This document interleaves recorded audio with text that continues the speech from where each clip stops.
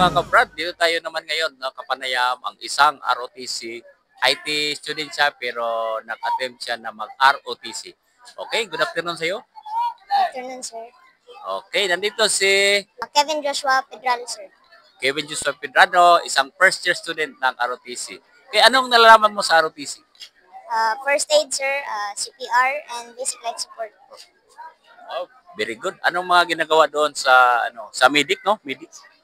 Kami po yung mga rumiresponde kapag may mga nahilo or in case na may mga i-injured na mga kasamahan natin.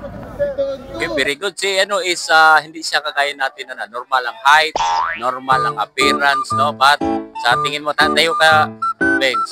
O yan. Yan ang height niya, no?